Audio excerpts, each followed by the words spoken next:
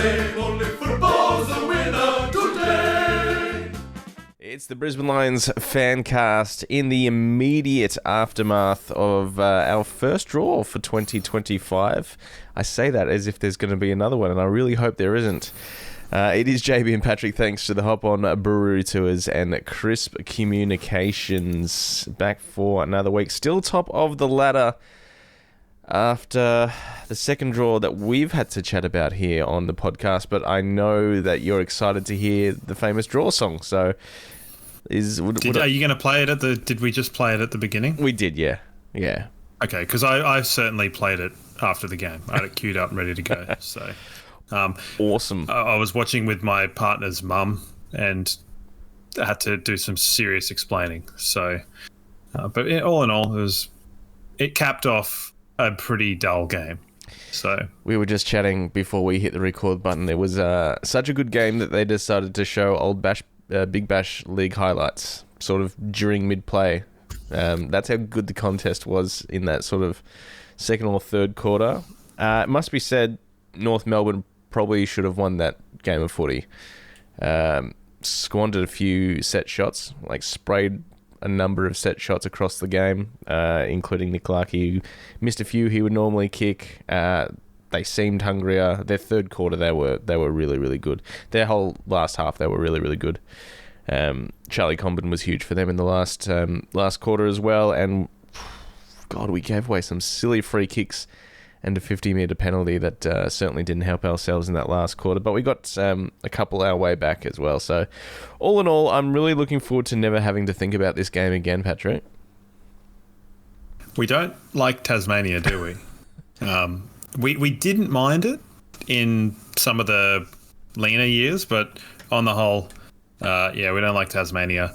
For the three people that listen to Further North, from our contingent, not his, he's got quite a listenership. I actually predicted it would be a lot closer than what you and he did. Yeah, that's true. So, and I said that probably, I talked about their like contest and clearance, and they were getting the numbers, but not kind of the right things. And the game lent itself to that in terms of kind of it's like playing, I don't know. Have you ever heard about like when international teams generally will play someone in a sport at altitude? It's like some South American team, and it'll be like Bolivia or playing whatever. And it's like they're playing in reduced oxygen and the game's just a bit weird. It seemed like that in the first quarter, where just the ball was traveling like it had a mind of its own. It was dropping short. It was going off the side. It was holding up. It was doing some weird stuff. So Tasmania, a bit like altitude. So maybe a roof on their stadium is not a bad idea to kind of climate control, maintain that air pressure. But look, I'll ask you a question, like, because with these Sunday evening games, we're getting drip fed the team news in the sense that it's all coming at once and then it's retracting. Yeah. I hate with Sunday everyone games in there for that reason. Well, all it does is it just creates a mess in any kind of like public forum about who's going to play, and like the cooler heads prevail and just going, well, this is what's going to happen. I don't think most people though expected Darcy Gardner to turn up as the sub. I didn't expect him to hold his spot, for sure. We went in so tall. No. We went in so tall. So we had Darcy Fort come in, we predicted Lohmann in, and Morris. We predicted if they were all fit, they would be in, but I didn't think that Connor McKenna would get dropped, and we probably assumed he would go to sub and Darcy Gardner would be the one to come out. So there was a bit of a strange thing there, and obviously we had Payne, Andrews, Hipwood, Fort, McInerney, and Logan Morris. That's a tall footy team we've got rolling there, and then of course it looks even tall and clunkier when Jarrod Berry gets, brained in the first quarter and we have to shuffle things around. Now, thankfully, it wasn't too bad. Sort of Jasper Fletcher played up the wing a little bit more like he's used to, and Darcy Gardner slotted in down back, but it's a tall back line, so it's sort of, I don't think it's a call Chris Fagan will be making again. I haven't seen the press conference yet because we are literally recording this not very long after the game's finished. No, I think it'll be one that he'll want back, and I think a lot of people have sort of said we haven't used the sub very well over a long stretch of time, but we largely did get it right in the final series last year, and that was with McKenna. Yep. Now, I don't understand when you're like, yeah, hindsight's 50-50, and maybe I think the only logical explanation I can give for it is that they maybe thought Morris was a bit light, or there were a few that were maybe sort of struggling a bit, so they were trying to maybe see where the game was at and either pull Fort or pull Logan Morris, depending on how they were traveling. But I mean, why would you be? I mean, I don't know that I'd be planning for that when, you know, it can be so tenuous and you can have something. And the incident between McDonald and Berry, I don't think was quite as innocent. I was actually listening to SCN Tasmania in the first half, for whatever reason. So I don't know what the Fox Footy coverage is. Yep. Do you know what their take on it? Or they had a bit of a chat at half time, or maybe quarter time. I can't remember. Whatever the immediate break was after. I can't remember if it happened the first, second quarter. Quarter time would have been. There was a bit of a discussion whether he may be facing the MRO. Largely, they all were like, it seems to be a bit of an accident, just a bit unlucky clash of heads. There was a bit of chat about like, he has tucked the shoulder at the last moment to maybe self-preserve. Does he have anything to answer for? Was he? Yeah. I don't think he should be cited for that. That, to me, from the get-go, just looked like a complete accident, clash of heads. They were both... didn't really look where they were going. And I couldn't believe they were discussing I read it a bit all. different. Really? Because I think he puts body on him, and when you do that, we've seen him in the past. You know, if it's a head clash and you put body on someone you elect to be the aggressor, you're in trouble. I think he'll do 3 weeks, and I think North Melbourne will cry innocent like they did with Archer and like they did with Curtis. But I think this one is worse than those two, personally, because I think he goes into shepherd or goes into protect. Berry is looking at the ball, and he comes across him. So I think this one's worse than it looks, personally, but maybe I've got it completely wrong because I really like Jarrod Berry, and, you know, on Mother's Day, not a great day for him. Yeah, so, I mean, I get all that, but I do disagree with you. It looked completely innocent to me. I can't fathom a reason why that he would smack his head into there. Well, the thing is, I think that I don't think that he meant to headbutt him to concuss him, but he went to put body on. And the thing is, when you do that and you have a clash of heads and that causes a concussion, that has been proven to result in suspension. So I hardly recognize McDonald because he's like got the thickest beard of all time. It's so dense, and he just didn't have it. Yeah. So, but yeah, so we can disagree on that, but I guess. Well, just quickly, let's go. Let's sidebar. Did you see the Zach Merritt on Blakey incident? Yes. Thoughts? Weeks or no? What happened? Did he get cited? I haven't seen yet. I don't believe anything's come from it yet. Was Blakey out of the game? That I don't know. Let me just check real quick, because if Blakey goes out, I think that flying arm is happening more often. And I think I've just clicked on the Bulldogs and the Suns because I saw a red thing. I think if the player goes out, like the flailing arm thing is just a bit. Yeah, he was out with concussion. Yeah, he got the. I mean, he did get the ball first. It reminded me of Rory Lobb on Mason Cox, like complete footy act, going for the ball, unlucky. Yeah, well, if he gets the ball, I don't think he's got a case to answer for. But if he misses the ball, then you're in a Brian Myers. Yeah. Hey, Brian, it's Connor Nash here. Situation where you're writing a text message trying to get out of an MRO thing. I think the flying arms is. It's funny because all of these things are symptomatic of not talking about the main issue. So the thing is they don't want people. It's poor technique that leads to people not tucking their shoulder and protecting themselves, which means that people are not willing to go in with a hip and shoulder like maybe Merritt might have done in another time of the game, where that arguably could have been safer. But instead he's leaving an arm out and he's collecting a guy in the head because he doesn't want to kind of two bodies to go together. So there's a lot of these weird offshoot issues that are now happening in the game, like the pushing into marking contests that there because people don't know proper technique and to how to protect themselves going into a football contest. So I know that there are obviously exceptions, and then the Merritt and Blakey one might be a bit different because they're coming from opposite directions. But not every player has to go back with the flight of the ball. Not every player has to, whatever. So if he gets the ball, no. If he didn't, I think you're looking at more of the Sydney guy from the week before. Okay. Melican. Yeah, sure. Fair enough. All right, well, let's get back to our game. It started quick. Levi Ashcroft with a goal from his ring, and then, 10 seconds later, we've got a set shot with Hipwood on the 50, and you think to yourself, all right, well, this is shaping up to be a pretty good day out for the Lions. That was basically and then where the ball hit the ground. Yes. Then the ball hit the ground, and North were fantastic in the contest. It must be said, very much like we were last week against the Suns. They really took it to us across the whole day. I thought first half players like Colby McKercher were really good, really instrumental in getting their ball movement going. Harry Sheasel probably wasn't one of his better games. I would have thought he was fairly quiet.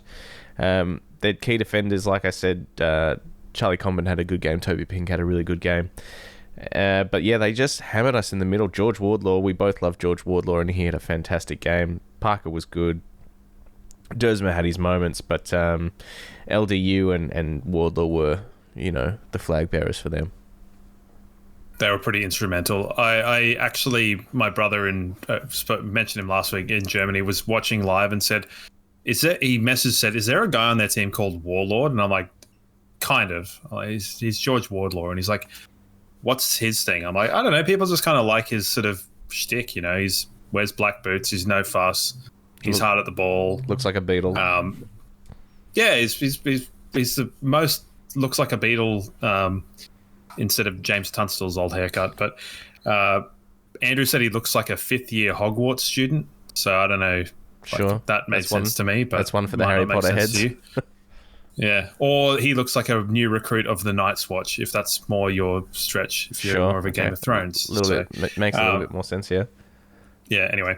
But his ability to get up off the ground in contest was quite impressive. And LDU, I kind of feel like LDU will wind up being a bit of a trivia question of who's the greatest player that no one ever remembers? And it'll be, unfortunately, him, I think. So, and that's probably a harsh thing to say, but over a big stretch of years, he's been an elite player, but he's so faceless. He kind of reminds me of some of the GWS blokes from yesteryear. So, yeah, they killed us in the midfield, and it's a weird one because I think sometimes, and I mentioned this in the first quarter, I said, sometimes Lachie Neale he looks a bit heavy on his feet in some games. Yep. And I'm like, I think today will be one of those games early in the first quarter because he just didn't look free on his feet. And he didn't have a great game. He had a couple of really good moments. Overhead mark against Wardlaw was a great moment in the last quarter, but on the whole, it was a pretty good start. And then they kind of, contest and clearance, and they got field tilt pretty good. We got absolutely bashed up in contested possession and clearance in a way that we haven't very often. So, third game against a bottom four team this year so far, West Coast, Richmond, and now North. Bit of a habit that we may not be taking these teams as seriously as we should, do you think? I think there's probably something in that. We've never really been... I mean, we have belted teams, but we tend to kind of quite often belt good teams. So last year was the Dogs and Port were the big wins. St Kilda as well towards the end of the year when they were on a good run of form. St Kilda were. Yeah, that's right. So.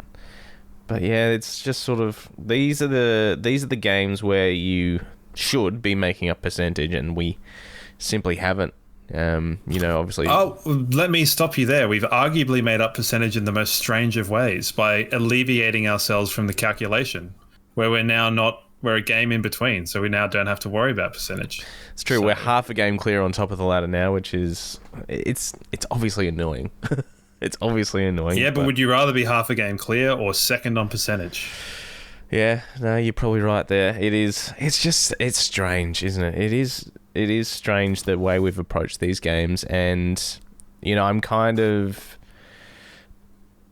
I'm kind of glad this happened in a way because we've got Melbourne next week, which, you know, from all intents and purposes, they were bottom 4 last year. It will probably finish bottom 6, bottom 8 this year. Haven't really played many great games so far.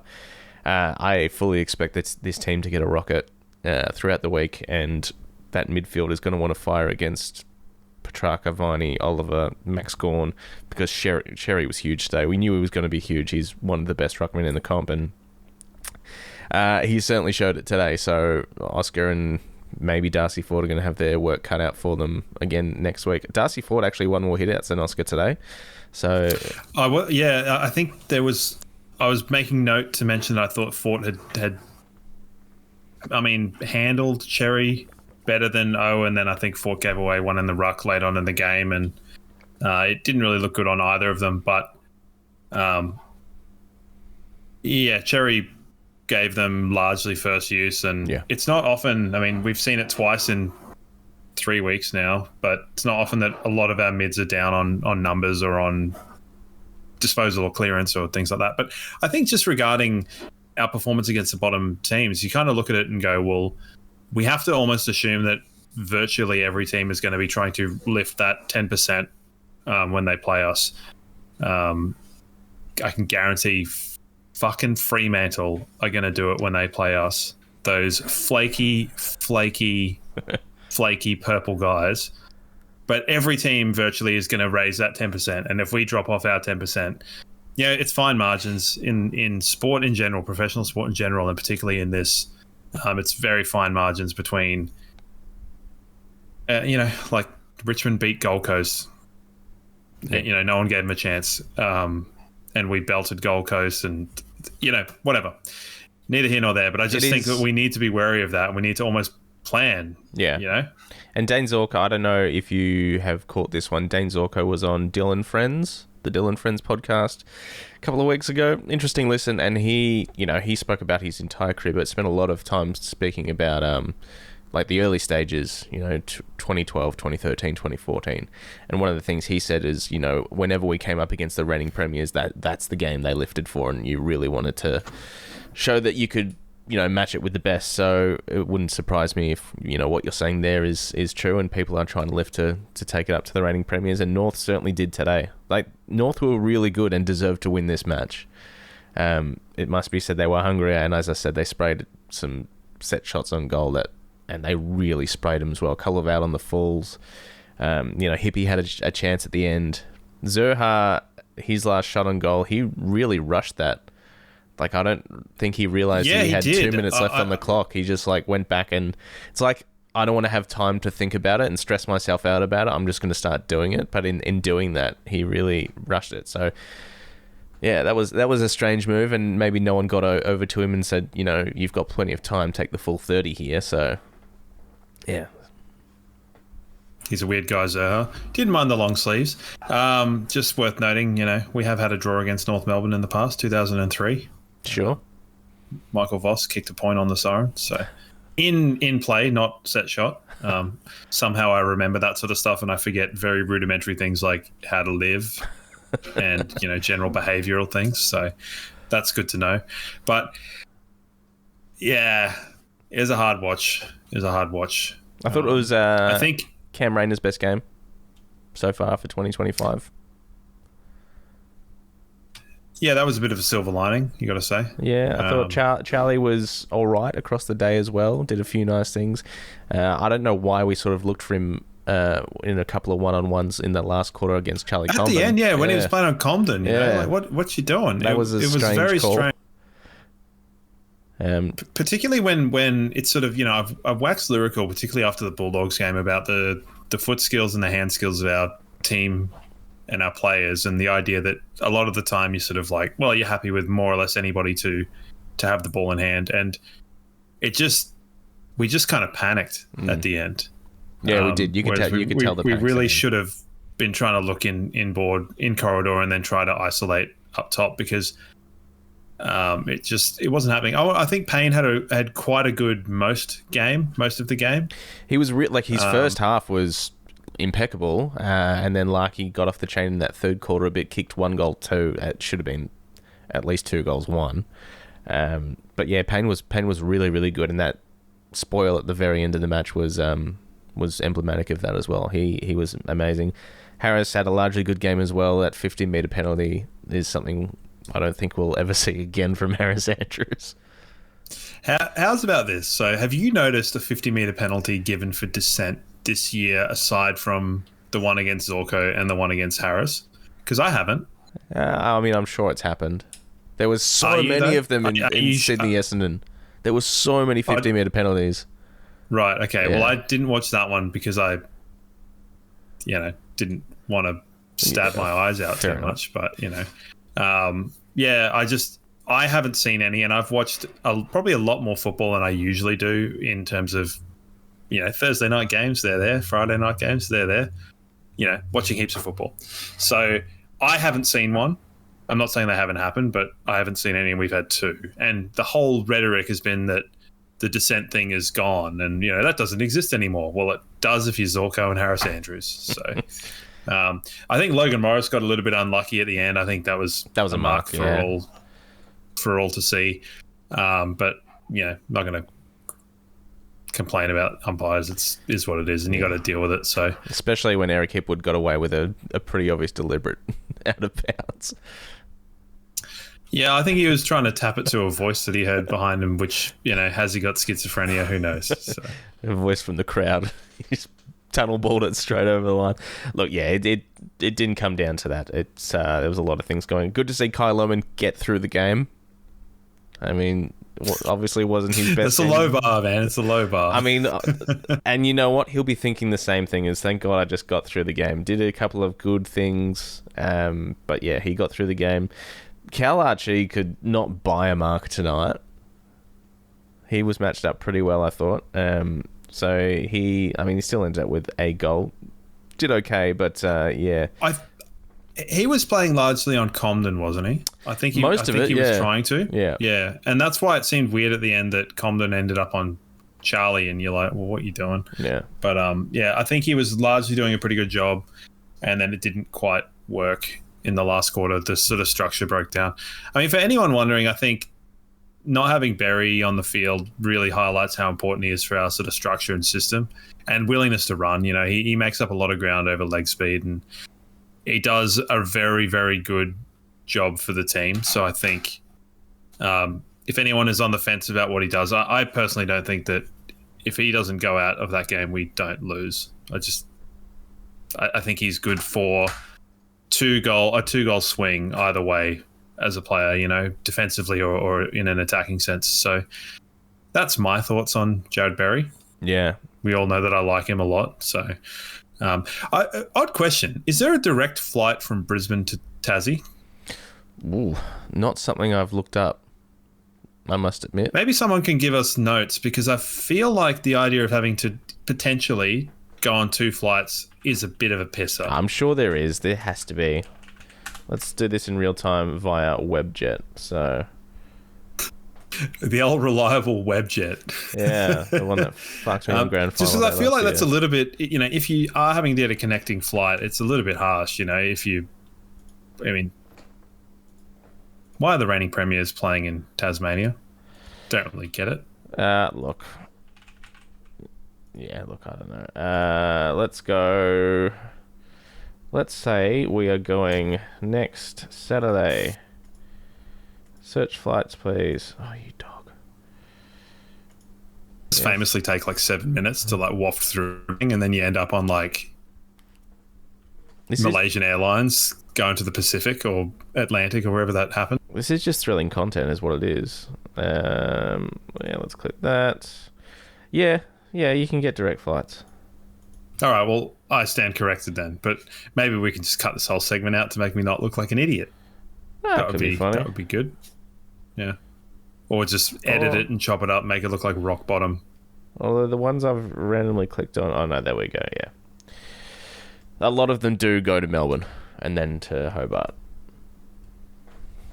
Well, I have nothing more to say about that. Anyway, play on. I thought Fletcher had a good game, and I thought Noah Answorth had a good game as well today. I thought those two were pretty good. Yeah, Noah Answorth was quite good. A couple of weird moments. And Fletcher's so reliable. I'm going to make a bold prediction and say I think that Jasper Fletcher's going to break Jack Crisp's consecutive games record. Sure. I know that's a massive call. Yeah. But well, 50 today. Like that's good little milestone for Jazzy. So 50 games.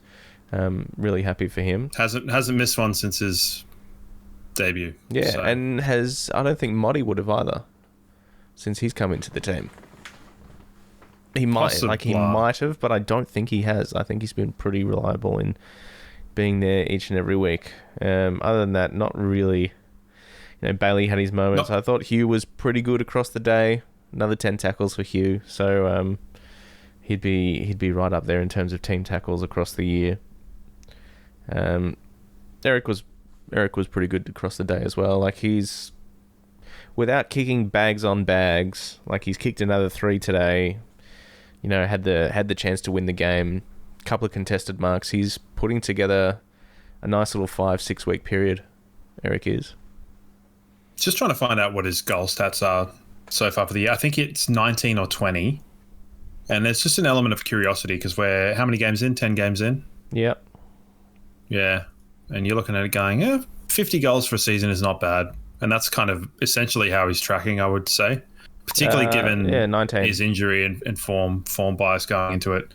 So I think if you can eke 55 goals out of Eric Hipwood in a season, that's a really good season, in my opinion. He's tracking that way, so. He's also had 1 clearance.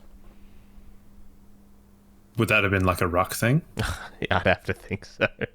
Because he's had 3 hitouts this year as well. So no, since that Dogs game, he's put together, like I said, a nice little 5-6 week period of footy. Even that game against Collingwood, where everyone was pissed, I thought Eric was probably one of our okay players on the night. So he's doing well. Yeah, I think on the whole, we're sort of just treading water a little bit. You'd love to be. I think we should have won the game, but we also should have lost it, if that makes any kind of modicum of sense. Well, that's why we got a draw. Yeah. The appropriate result in the end, yeah. So, but I think that North Melbourne should have won it, just given the amount of control they had. But we should have won it, given what we are as a club. So, we spoke to Josh on Further North about our teams are in very different places. But I'll take you back to 2017. I think late on in that season, we played the Bulldogs up in Brisbane, and we went down by, I want to say, 10 points or 8 points or something like that. And that was sort of the first time losing a game kind of hurt, and Bulldogs were the defending or reigning premiers. So it does happen. You were talking before about Zorko saying we want to lift against the reigning premiers. I recall that one. I think Josh Shackey kicked a point after the siren. And that one was like, ugh, that sucks. We should have won that game. We were better than them. So, you can lift like that. So, anyway, on to happier things. All right. Is there anything happy? Well, let's just do some votes. I reckon that'll make us somewhat happy. Thanks to hoponbrewtours.com.au. It is time for some votes. For me, 3 goes to Josh Dunkley, 2 goes to Zorko, and 1 goes to Rayner for me. That's pretty cool. I don't know who to give my 3 for, but I'm giving Jasper's getting 1. Yep. Rayner's getting 2. Draw straws. Can I give 1 vote as my 3 votes split up in 1s? No. No. Okay. Well, I'm just going to give McCluggage votes because I haven't given him really any votes this year, and he's been probably our best player. Sure. And over the course of the season. You are famously just neglecting to give Zorko any votes again in 2025. That's fine, man. Yeah, that's fine. Someone's got to do it. You didn't feel that Dunkley was worth a vote either. That's not really relevant here. I just sort of panicked and gave votes to people that I recalled doing stuff in the game. Sure. Okay, fair enough. I thought Dunkley was our best on across the whole game. Never stopped trying, and especially when the midfield was getting their pants pulled down, I thought Dunkley was the one that could probably hold his head high at the end of the game and say that he really dug in across the whole night. I thought the Ashcrofts were okay. Actually, yeah, can we swap McCluggage to Dunkley? Because I just realised that McCluggage is rocking a real low efficiency, and it's I normally need to watch the game again. Yeah, I'm flippant, flip-flopping about. So, look, I normally have more time to think about this. So this is basically me doing a preemptive to the wheel, where you see my brain working in real time, and it's no good. So, I mean, the Ashcrofts were pretty good in the first half, but they were pretty shite in the second half. So yep, but I mean, they weren't alone there. I mean, North really, really lifted in that second half. So it must be said that played a big factor in all of it. But do you reckon Clarko got the electric guitar out at half time? Went the electric this time rather than the acoustic? Ooh, maybe. Give him a rev up. Started shredding. There's every chance. Do you reckon? No, I don't. Yeah. He pulled out the sweet picking guitar solos. So everyone's like, what's he doing? But no, I think North deserved to win the game and didn't. So, big time. and there have been plenty of times where other teams have deserved to win the game and haven't this year. So we are not dancing on thin ice. We are walking on thin ice, and we are walking a very thin tightrope right at the moment. And hopefully we get a bit of a wake-up call that we needed. So I think we definitely will. Let's have a chat about some potential changes for next week against the D's, which will be back at the Gabba Sunday, 3:20 off the top of my head. That could be wrong, but I think sounds about right. 3:20 sounds about right. Obviously, Berry goes out with concussion protocols. Who comes in? It's a tough one because there's a number of players that you could probably pick from. James Tunstall has sort of been thereabouts in the team, plays a similar role on the wing, obviously not to nearly the same calibre. Reece Torrent has been really, really good in the twos, probably all year, playing a lot of inside and outside. Dev Robb is an option to run along the wing, but how much do we see him moving forward? So for me, it's between those three. And I think Tunstall will probably, or Connor McKenna is the other one that can come in and you shuffle people around. Sort of Fletcher goes back to the wing, Connor plays down back, but leaves the defensive side of that back six a little thin.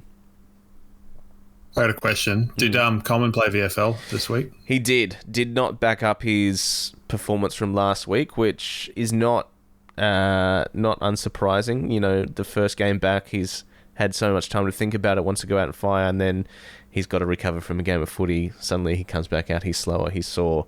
Didn't have a bad game by any stretch of the imagination.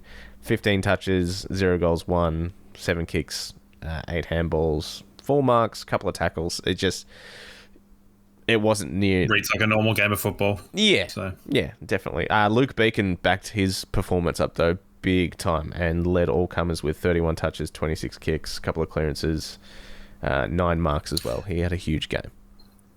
So my thought is I think Coleman will come in and Jasper will play up on a wing. Sure.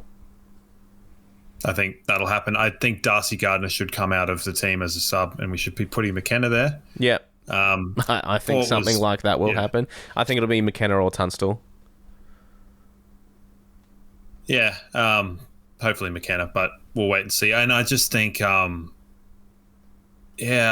forward line didn't look particularly fantastic, although they kind of almost were playing a 5 up top quite often without Fort really being in there. It was sort of, they were leaving a big gulf and could work, but...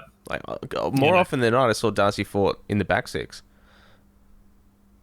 Yeah, it almost seems like they're really using that ruckman to drop back in and be that extra, but I don't think that either McInerney or Fort kind of have the craft to be the extra tall.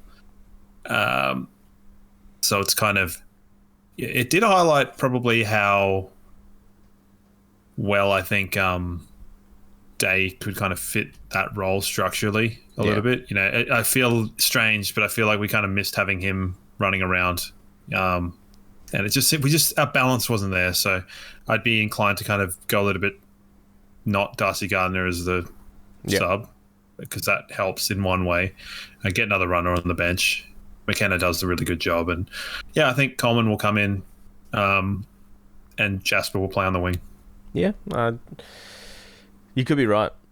You could very well be right. They've got the perfect opportunity to do it, because we've been wondering how we're going to cram him into the back line.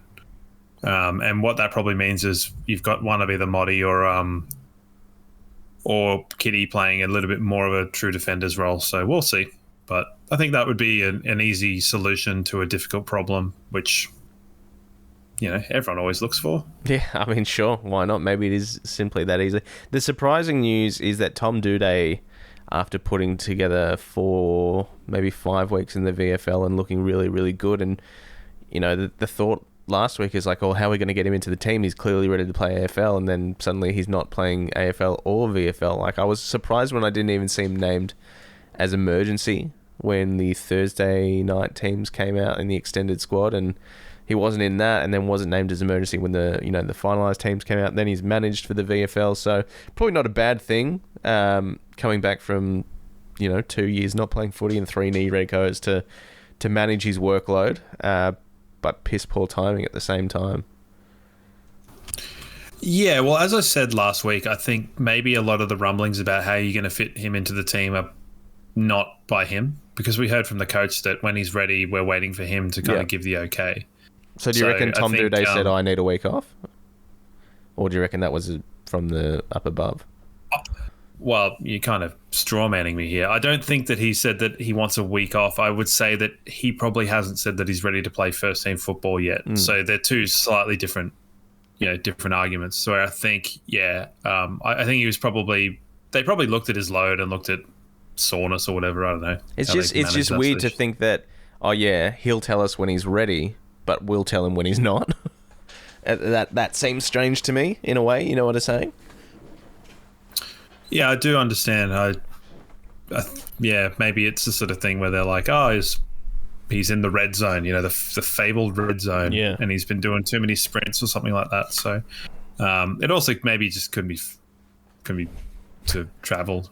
I mean, maybe he wanted to go to Adelaide and see his mum or something like that. Who knows? Yeah, and is he from Adelaide? Don't know. Yeah. Well, the Twos, they got a big win against North on the Saturday, and I completely just blanked on this game and didn't catch a second of it. So I did catch a couple of highlights. I read the post-game report and looked at the stats and all that sort of stuff. It just looks like Luke Biggin had a good day. My mate Zane Zakostelski playing a lot of ruck time, in fact, across the day and played pretty well. So that's exciting for him. 16 hitouts, 7 clearances for old ZZ. He's adding more arrows to his quiver. Hey, he is. That's the expression I'm going to go with, and anyone can bite me if they think otherwise. That's good. Yeah, that's good for him. I heard that his name was immaculately pronounced, and I'm being completely sincere in saying that. So, Zane Zakostelski. Yep. Hard to get right, but they seem to have done that. So that's largely good. How did the rest of them fare? Because Dev forgot. Was good, but he's always good. Jimmy was good. Marshall is just sort of plugging along at the moment. We had 3 debutants in the VFL team. I think a lot of them were academy kids, and one of them, Jake Fazaldine. He was really good. Kicked 3 goals up forward. Ty Gallup, 1 goal 3, and he kicked 1 goal 2 in the space of like 5 minutes or something. So a lot of people were calling for him to get the opportunity this week with all the changes that we were making. I still think he's just a little bit away. And as I said on the show last week, like, he has some really good weeks, but equally he has some weeks where he doesn't really affect the score sheet or stats at all. But he's playing some ruck time as well, so it does show me that they are getting him to play backup ruck. So he's another option moving forward, because Henry Smith cannot catch a break. Correct, unless it's a stress break of his foot. Yeah. But Yeah, I think when you've got a game like this, kind of typified pretty well. When Logan Morris, things weren't going well for him, and he was pretty much a non-factor in the game. He was still going for contests, but it just wasn't really happening. And if you have that as your second option, Hipwood, which people would argue is flaky of his own accord, and then you have Ty Gallop, who's completely unproven, you're kind of playing with fire a little bit there. And I think probably the motivation was to go out and try and tag team style Cherry, and it just didn't work because you can't move that guy. He's just a man mountain, and they couldn't do it, and it didn't work. So yeah, you kind of can't really argue with a lot of that sometimes. But yeah, Ty Gallop a bit raw, and I think having two quite young key forwards is never. I mean, we saw that for years with any combination of Hamilman, Hipwood, and Freeman, and McStay and Hipwood, and Close and Shacky and like any combination of multiple young key forwards. It's not fun. No, you're right. And oftentimes it doesn't work very well. So unfortunately, yeah, I think the boringness will kind of come to the fore. But it's good that they're practicing in the twos, I can tell you that. All right, well, what we should do now, we won't go to the wheel. We will go to our footy tipping for the week, shall we? And we got him there, do we? Yeah. Look at you. You got blonde hair in that photo. Wowee. I do. So I finished with 6. I missed out on... I did tip the Dogs. I thought the Dogs were on a tear. I backed in Sydney, and I thought Geelong would beat the Giants as well. So I missed out on those 3, and obviously we get the right answer for the draw there. So free point. How'd you go? It was a bit of a fun... It was interesting because I go ahead and I look at what everyone's tipped sort of as the games are happening, and I realised that between the Geelong and the Brisbane game that no one had tipped GWS or North Melbourne, so whatever was going to be at that point in time. I got... What did I get? I can't even see. 3... I got 6 because I stupidly tipped Fremantle about 3 minutes before the game started, because I thought there's no way, with Collingwood missing all of these key players, having to travel for the only time in the year virtually, that Fremantle are going to bone this one up. Yep. They boned it up so hard. Literally got a message from Corey on our Instagram that says, "Don't ever change your bloody tips. I tipped GWS and then changed to Geelong just before the bounce." So he got done on the old last minute change too.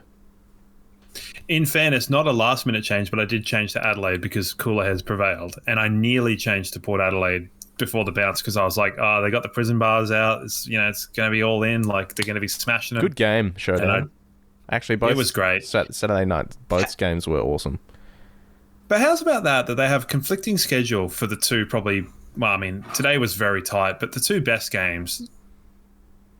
And you have to sit through watching the staggered start though, so it was sort of one started half an hour after the other, so you could sort of go quarter. No, I'm not hearing that. Your TV politics way of looking at it is not adding up to me because I don't need to watch Melbourne Hawthorn. No, I get show that. Show me anything else at that point. Mix it around. Don't have two what are going to be good games on at the same time. Insane. All right, well, let's have I did listen actually because I had people saying they didn't like, obviously I'm not a fan of Dwayne Russell, so didn't like Dwayne on comms for the showdown, and I was listening to SEN South Australia, and it was fantastic. Sure, they were absolutely mad for it.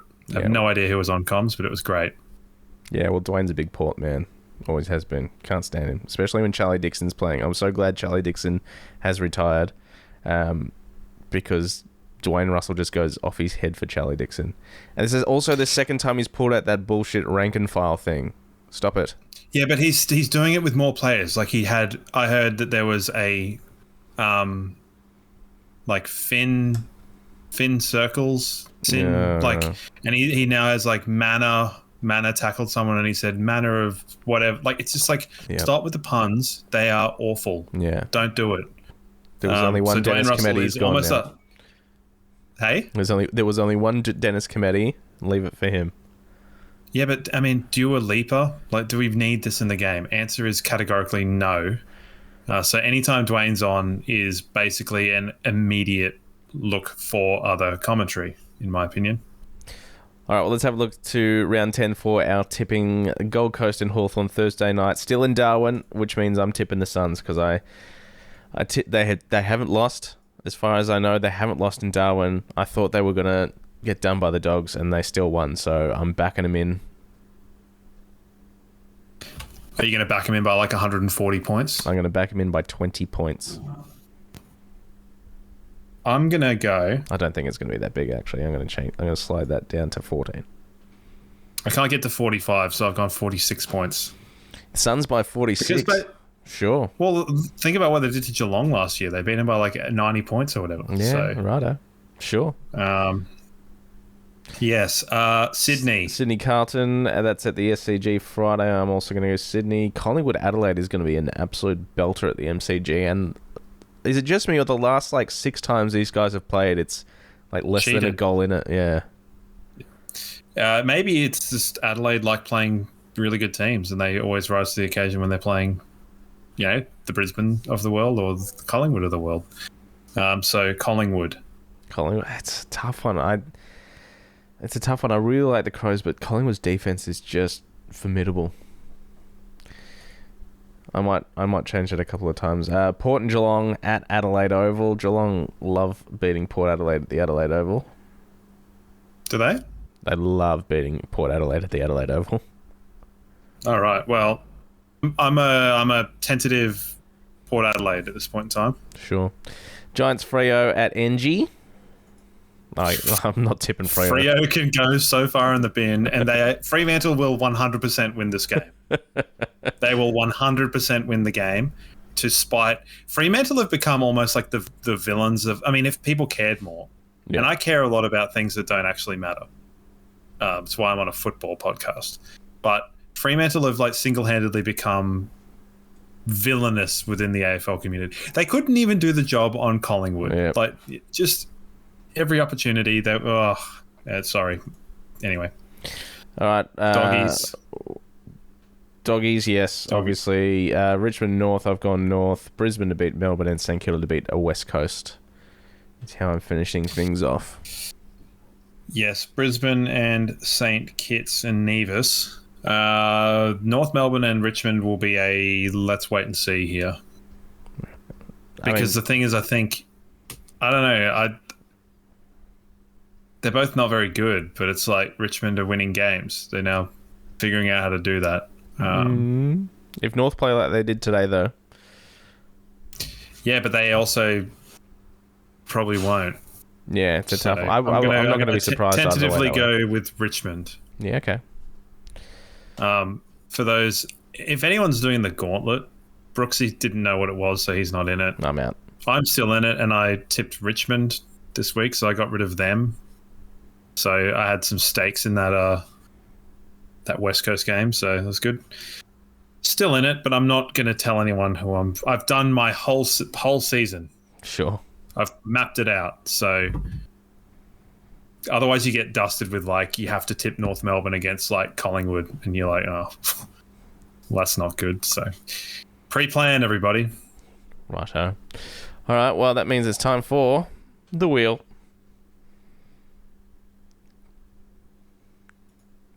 Completely straight face that one to stonewall anyone gets their kicks out of seeing my discomfort.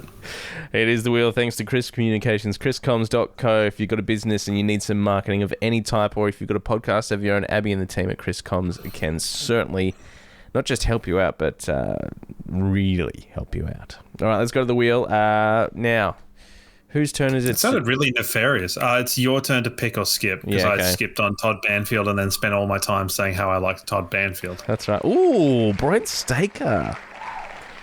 Here's another one from that same era as last week. So who won last week? It's open to the people still. Right. Yeah.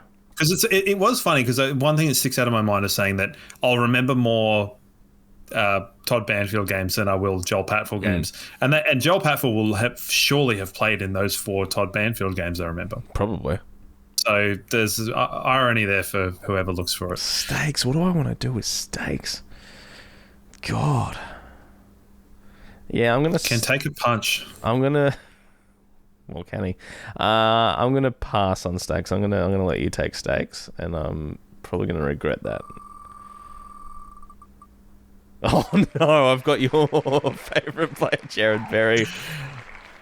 So far you've basically got your favourite player twice, and my favourite, one of my favourites, and also my childhood favourite player. Yep. And also Chris Johnson. But then again, you got Justin Leppingen. He was my childhood favourite player. Oh, no, wait. Yeah, no, I did get Justin Leppingen, didn't I? But he was also my favourite childhood player, so I guess, All right, so Brett Staker. Far out. He was a greasy, good-looking man. Well, the number 14. Pretty good.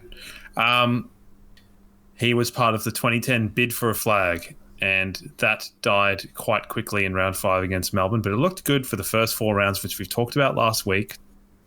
Go to our Todd Banfield thing. He kicked a goal late on the siren from the pocket at some point in time. Against Essendon.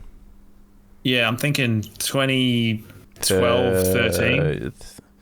I think 13. And it was like it was his first game back for like ever. Yeah. And he just slotted one from the boundary. I remember listening to that on the radio at work, and me and one other guy went up, loved it. And that's all I got to say about Brett Staker's time at the Lions. At West Coast, most famously known for being a punching bag to the Barry Hall, and also playing in a West Coast premiership. Yeah. Well, so have you got anything to add on Brett Staker? My memory of that game, actually, that game where he kicked the goal from, the boundary to seal it against Essendon, is it was when I first moved up from Melbourne up to Queensland, but before I sort of made my, way to Queensland, I spent a month in northern New South Wales, and I didn't have any internet, and I was in New South Wales, so the Queensland games weren't on 7 Mate. I was getting stuck with the New South Wales team's games.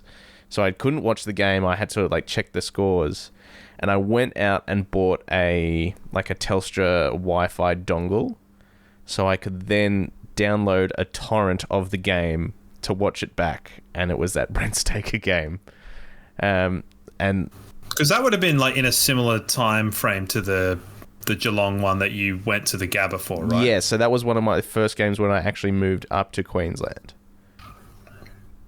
I also want to say I apologize if I called him Brett Staker. I've been meaning to say Brent Staker, but I don't know if I have or haven't. So sorry. It's fine. His name's not Jackson. And the other thing Brent. is he always had sort of curly hair at West Coast, and then suddenly he moved to Brisbane and he's just got this dead straight, chemically straightened hair, which was very strange. Then he got it cut, and then he hosted Footy Fix. Did a bit of development stuff, didn't he? Yeah, I think so. Yeah, he seemed like a nice guy. I think a couple of times you bump into him at Yeronga and stuff. He's always like, "Hey, how you going?" And he's deceptively massive. Oh, he's huge. And a good dude. And now he's married to that chef chick. Cool. I have no idea what you're talking about. Should I know the chef? Is it a famous? Is it? Well, so she was on MasterChef, and now I think she's got a cooking show on ABC. Justine Schofield. Yeah. Oh, I saw that and just assumed that it was that other Schofield guy's sister or something. But maybe. I don't think so though. No, the West Coast Schofield. Yeah. The one that got brained by what's his face in the Sam. Whatever. He's coaching at the Lions ladies. Yeah. Forward coach. Yeah. Well, yeah, that's right. Yeah, him and Sauce Merritt were big there for a while. I don't know if he's still there or if he's moved down to. I had a feeling he moved down to Sydney, but I could be wrong. Anyway. Yeah, he's good. I like Staker. Do you like him more than Jarrod Berry though? Because absolutely not. We love Bez. No, not a chance. Yeah. Okay.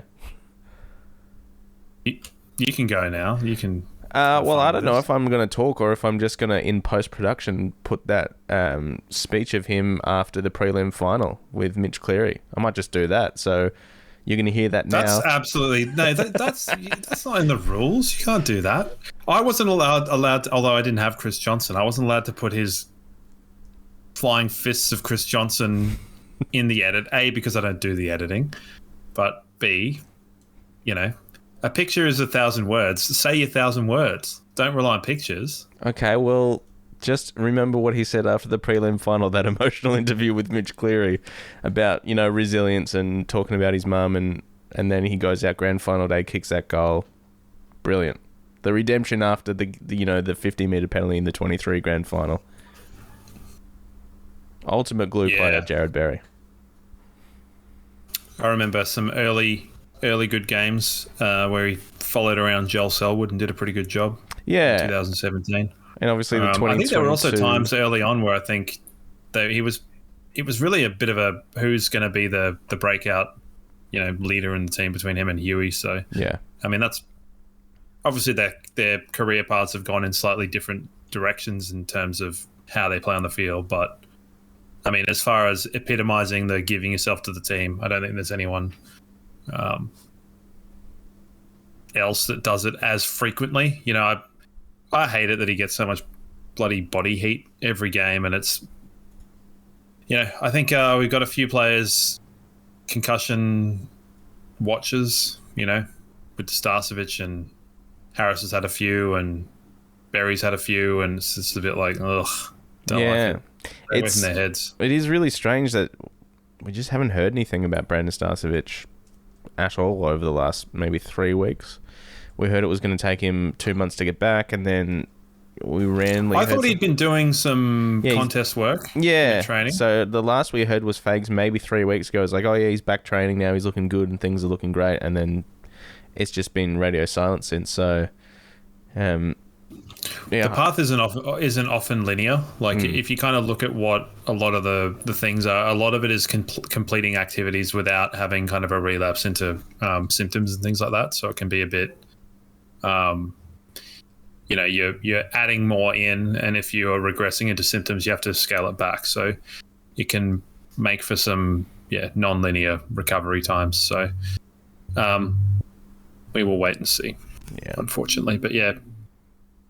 One thing we should talk about, though. Good. No, definitely. One thing we should talk about before we have a little bit of a chat about the D's game is Logan Morris signed that contract extension, so an extra 2 years for Logan. Lovely. And next. Do you reckon he listened to what I said?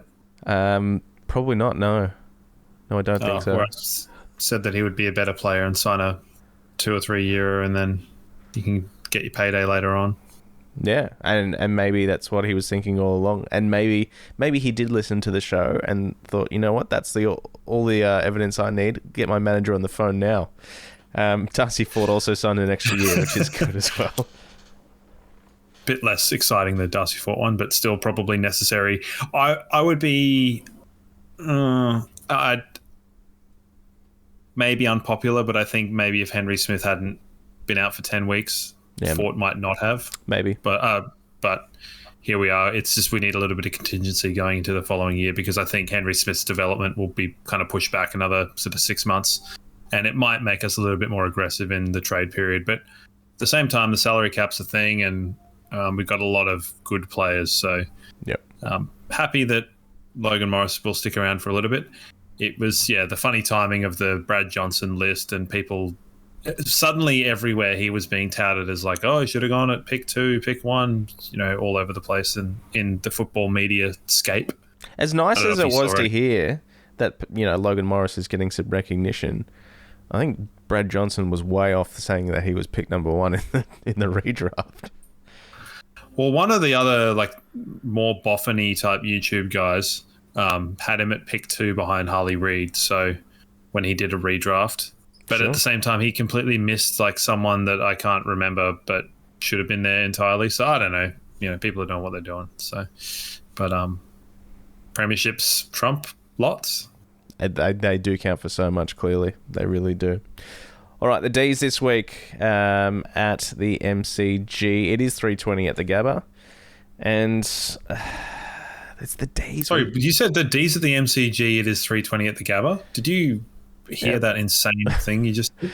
Yeah, I probably did say that. 3:20 at the Gabba, taking on the D's Sunday. This is... We've spoken about this before.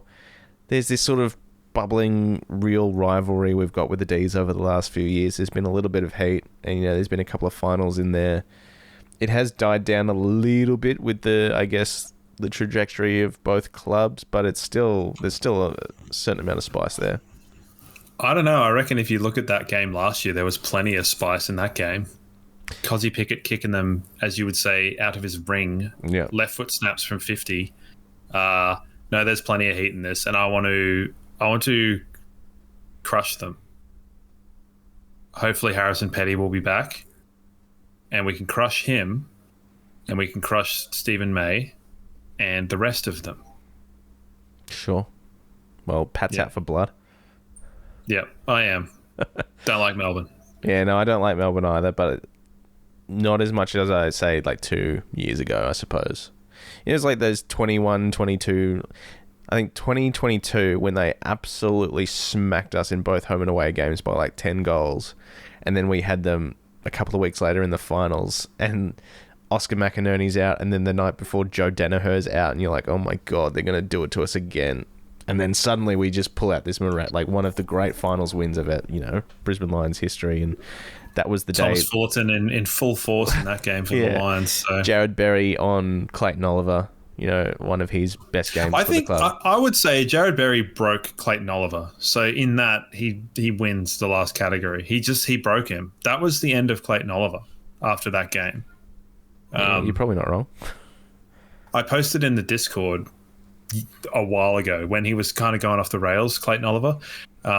Sideshow Bob with the die Bart die tattoo. Yeah. And it was like die, Berry, die. And then I did him with like orange hair everywhere, and it's pretty good. I don't do that stuff often. How weird seeing Jed Adcock in the North box, yeah. North Melbourne. That was weird. Yeah. Oof.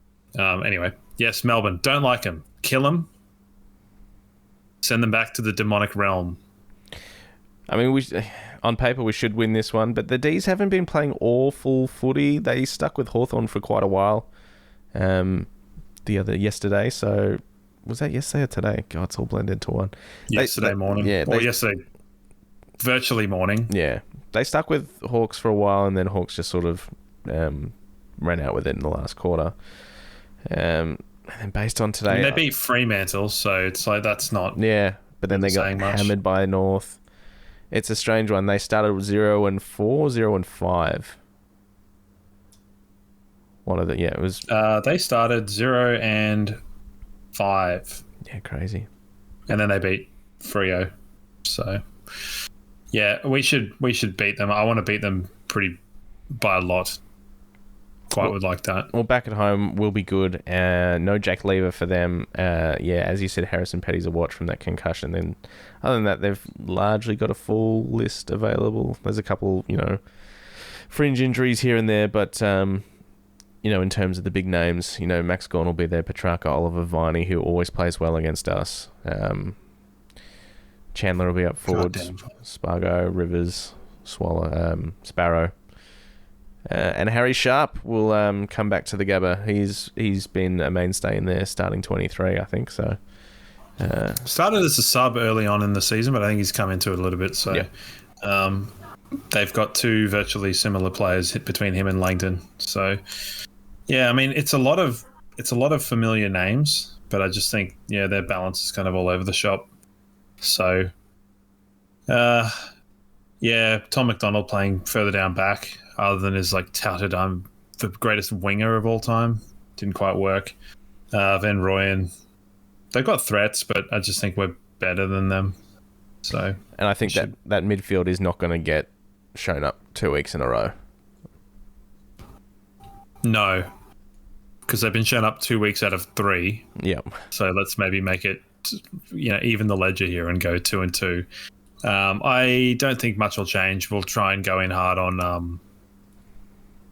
on Gawn, and we know Gawn rates Oscar and Fort very highly. So, maybe it'll get in his head where he's like, oh shit, I got to play against these two, and I have openly said how much I rate them. So we should bring back Henry Smith on stilts to 3 on Max Gorn. Just roll them through, but no, obviously not. But have you got any other thoughts?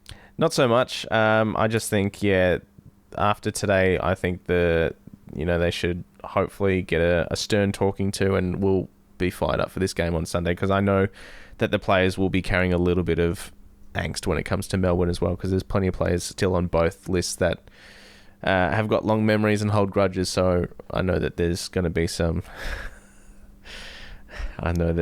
fair bit of that. It'll be interesting to see if Noah Answorth behaves himself, or if he wants to pull out a couple of antics. Well, what do you mean? He's perfectly behaving individual. So he's now a premiership player. So certainly is. Same amount of premierships as all of those guys that, whatever. But I want to belt them. Well, hopefully we will. Hopefully we will. Yeah.